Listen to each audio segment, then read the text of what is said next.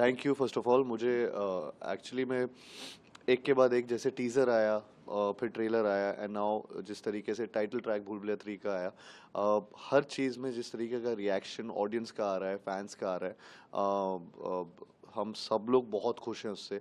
और all the more अब excited हैं टूवर्ड्स द रिलीज़। अब 10 दिन बचे हैं रिलीज़ में फ़िल्म के, और we are just looking forward to the release, and it's exciting because इतने लेवल पे प्रमोशंस चल रहा है इस फिल्म का। एवरी डे मैं कहीं ना कहीं किसी शहर में होता हूँ, किसी कॉलेज में हूँ या कहीं किसी जगह पर हूँ, मुझे खुद एक एनर्जी फील हो रही है लोगों के रिएक्शन से, लोगों के हर बात पे हुक स्टेप्स कर रहा हूँ इतने लोगों के साथ। सब लोग जिस तरीके से उनके वीडियोस देख रहा हूँ, रील्स देख रहा हूँ on on the title track itself.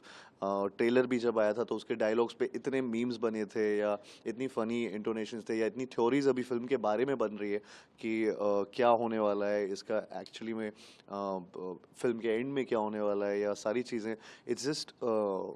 It's just too many things together, and everything just is just falling into place, and I'm just really excited for the release of Bhool Bhulaiya। और बहुत again इसकी rehearsals हुई थी, लेकिन काफ़ी कुछ set पे हमने किया था। इनफैक्ट अगर आप जो डांस स्टेप जिसके बारे में सब बात कर रहे हैं, जो स्टेयरकेस वाला स्पूकी स्लाइड जिसका नाम है, वो सेट पे ही सीखा था और वहीं किया गया था। तो वो किसी को पता नहीं अभी तक। सो इनफैक्ट उसकी कोई रिहर्सल नहीं हुई थी, वो वहीं पे किया गया था।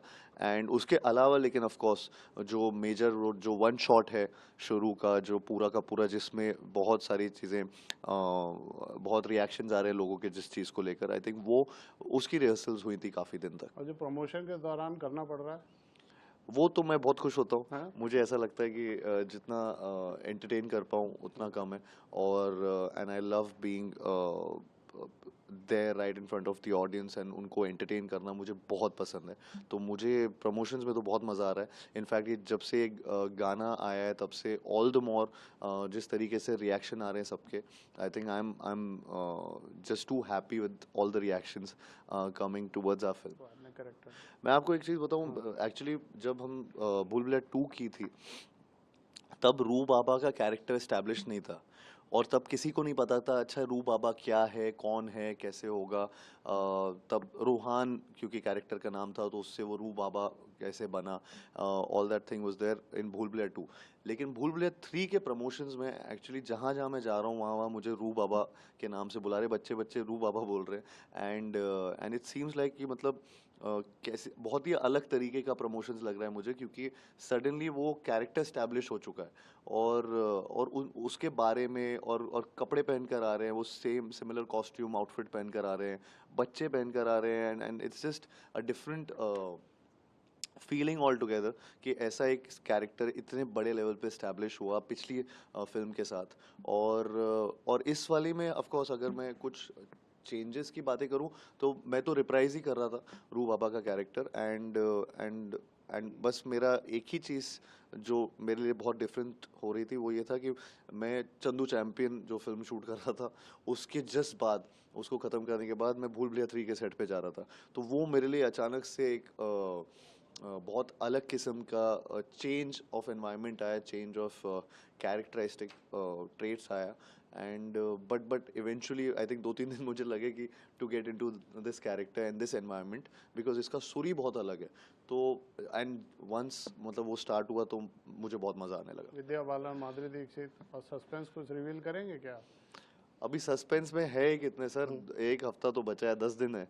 तो उसी में आप इंजॉय करें थिएटर्स में जाकर। मैं बस खुश हूँ कि मुझे विद्या जी और माधुरी जी के साथ स्क्रीन स्पेस शेयर करने का मौका मिला, और इतनी जल्दी करियर में ये मौका मिला।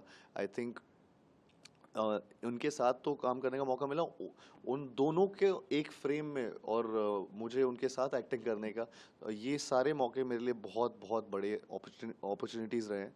एंड या I will always remember this because I have learned so much from them. And and it's been a journey I think. कोई मेमोरी सेट की अच्छा, कोई ऐसा इंसिडेंट याद आता हो आपको?